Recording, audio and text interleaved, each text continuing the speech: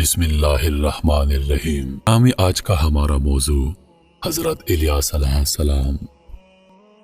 آپ علیہ السلام کا ذکر قرآن مجید میں صرف 2 جگہوں پر آیا ہے۔ آپ علیہ السلام کا سلسلہ نسب حضرت ہارون علیہ السلام سے جا ملتا ہے۔ آپ علیہ السلام کی بعثت کا زمانہ حضرت حزقیل علیہ السلام کے بعد کا ہے۔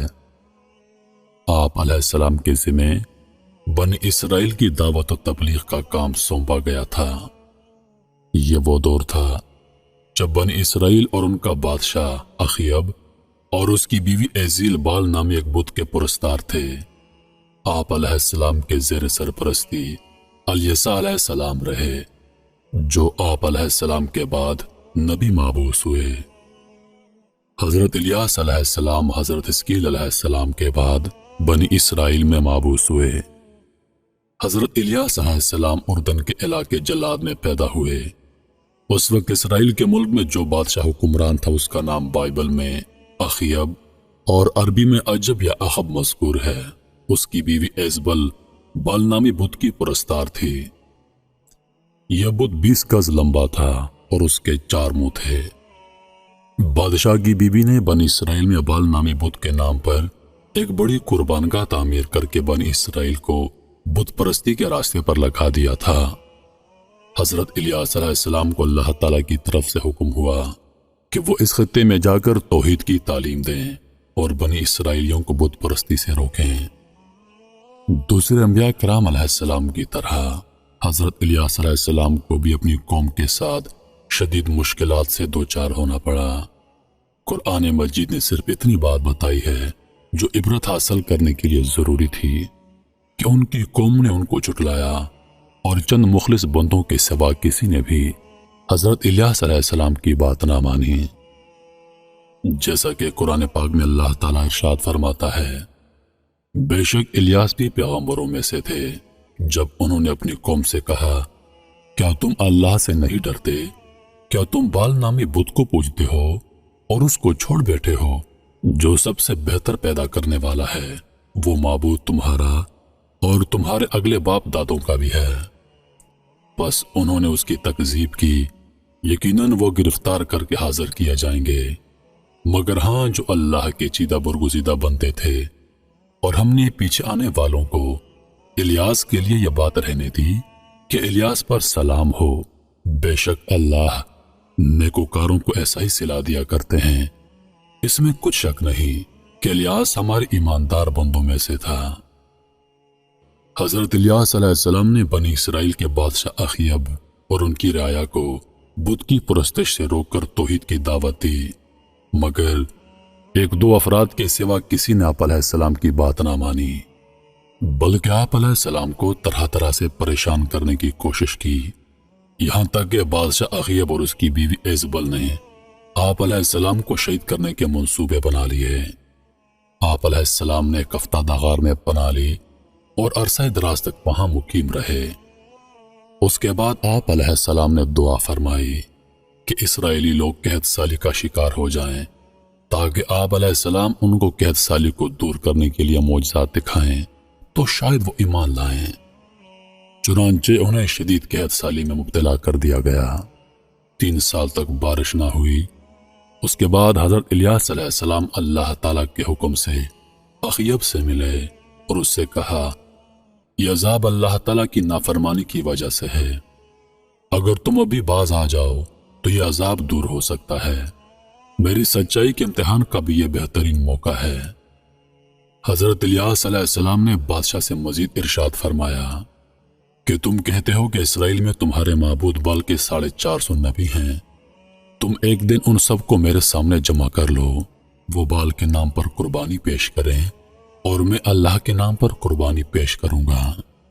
جس کی قربانی کو آسمانی آگ کھا کر بھسم کر دے گی، اس کا دین سچا ہوگا۔ اس تجویز کو سب نے بخوشی مان لیا۔ چنانچہ کوہ کرمل کے مقام پر یہ اجتماع ہوا۔ بال کے جھوٹے نبیوں نے اپنی قربانیاں پیش کی اور صبح سے دوپہر تک بال سے التجائیں کرتے رہے، مگر کوئی جواب نہ آیا۔ اس کے بعد حضرت الیاس علیہ السلام نے اپنی قربانی پیش کی۔ اس پر آسمان سے آگ نازل ہوئی اور اس نے آپ علیہ السلام کی قربانی کو بھسم کر دیا۔ یہ دیکھ کر بہت سے لوگ سجدے میں گر گئے اور ان پر حق واضح ہو گیا، لیکن بال کے جھوٹے نبی اب بھی نہ مانے۔ اس واقعے کے بعد موسلادھار بارش ہوئی اور وہ خطہ پانی سے نہال ہو گیا، لیکن اخیب بادشاہ کی بیوی ایزبل کی آنکھ ابھی نہ کھلی اور آپ علیہ السلام پر ایمان لانے کے بجائے آپ علیہ السلام کی دشمن ہو گئی اور آپ کو قتل کرانے کی تیاریاں شروع کر دی۔ یہ سن کر حضرت الیاس علیہ السلام سامریہ شہر سے روپوش ہو گئے اور کچھ عرصے کے بعد بنی اسرائیل کے دوسرے ملک یہودیہ میں تبلیغ کرنا شروع کر دی، کیونکہ رفتہ رفتہ بت پرستی وہاں بھی پھیل چکی تھی۔ وہاں کے بادشاہ یہودام نے بھی آپ علیہ السلام کی بات نہ مانی، یہاں تک کہ وہ حضرت الیاس علیہ السلام کی پیشن گوئی کے مطابق تباہ و برباد ہو گیا۔ چند سال بعد آپ علیہ السلام دوبارہ اسرائیل میں تشریف لائے اور دوبارہ بادشاہ اخیب اور اس کے بیٹے اخزیاں کو راہ راست پر لانے کی کوشش کی، مگر وہ بدستور اپنی سرکشی پر قائم رہے، یہاں تک کہ ان کو بیرونی حملوں اور مہلک بیماریوں کا شکار بنایا گیا۔ اس کے بعد اللہ تعالیٰ نے اپنے نبی کو واپس بلا لیا۔ شیطان بال بت میں بیٹھ گیا تھا اور اس کے نبی باہر بات کرتے تو شیطان اندر سے جواب دیتا کہ تمہارا خدا یہ کہتا ہے، پھر بادشاہ اور تابعین اس کے موافق عمل کرتے۔ بنی اسرائیل جو حضرت یوشع بن نون علیہ السلام کے زمانے سے اسی شہر میں رہتے تھے، وہ بھی اس بت کے پجاری ہو گئے۔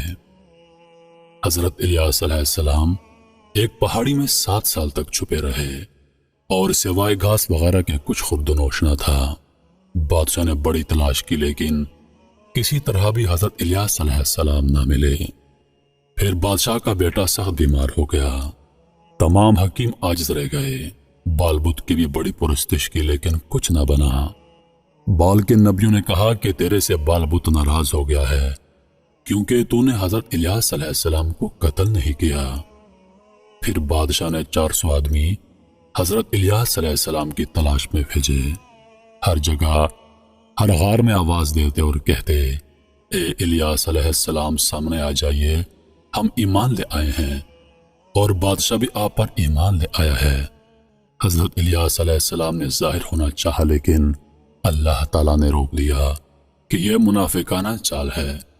تب حضرت الیاس علیہ السلام نے دعا کی کہ یا اللہ، اگر یہ لوگ سچے ہیں تو مجھے تو ان پر ظاہر کر، اور اگر جھوٹے ہیں تو ان پر آگ برسا دے۔ چنانچہ آسمان کی طرف سے آگ آئی اور وہ سب جل گئے۔ جب بادشاہ کو خبر ملی تو 50 آدمی اور بھیجے اور ان کے ساتھ بھی وہی معاملہ ہوا۔ پھر بادشاہ کو شدید غصہ آیا، لیکن بیٹے کی سخت بیماری کی وجہ سے نہیں جا سکا۔ آخر بادشاہ نے ایک مومن آدمی کو ایک بہت بڑا لشکر دے کر بھیجا۔ اس مومن نے حضرت الیاس علیہ السلام کو آواز دی تو حضرت الیاس علیہ السلام اس کے شہر میں آئے، لیکن اس وقت بادشاہ کا بیٹا شدید بیماری کی وجہ سے ہلاک ہو گیا۔ بادشاہ اسی غم میں تھا کہ حضرت الیاس علیہ السلام پھر چلے گئے۔ بادشاہ نے لشکر کے کمانڈر سے حضرت الیاس علیہ السلام کے بارے میں دریافت کیا۔ اس مومن نے کہا، میں بھی آپ کے لڑکے کے غم میں مبتلا تھا، مجھے نہیں پتا کہ وہ کہاں چلے گئے۔ بڑی مصیبتیں گزارنے کے بعد حضرت الیاس علیہ السلام ایک عورت کے گھر رہے۔ اس کا جوان بیٹا بیمار تھا۔ حضرت الیاس علیہ السلام نے دعا کی تو وہ ٹھیک ہو گیا۔ حضرت الیاس علیہ السلام آپ علیہ السلام کے بعد نبی ہوئے تھے۔ آپ علیہ السلام نے اخیب بادشاہ اور اس کی بیوی اور اس کے پیروکاروں کو بڑے بڑے معجزات دکھائے، لیکن وہ آپ پر ایمان نہ لائے۔ آخرکار اللہ کے عذاب میں گرفتار ہو گئے اور بہت بری موت مرے۔ بنی اسرائیل وہ قوم ہے جس کی طرف سب سے زیادہ پیغمبر بھیجے گئے، لیکن یہ ایک اڑیل قوم تھی، یہ کسی نبی کو نہیں مانی، ہمیشہ سرکش رہی اور اللہ تعالیٰ کے عذاب کے مستحق رہی۔ حضرت الیاس علیہ السلام کی وفات کو لے کر مختلف علماء میں اختلاف پایا جاتا ہے۔ کئی علماء کا کہنا ہے کہ آپ علیہ السلام اچانک غائب ہو گئے۔ کسی کو علم نہیں کہ آپ کی وفات کب ہوئی، کیسے ہوئی اور آپ کہاں دفن ہیں۔ لیکن کچھ علماء کرام کا کہنا ہے کہ آپ علیہ السلام کو آسمان پر اللہ پاک نے اٹھا لیا ہے۔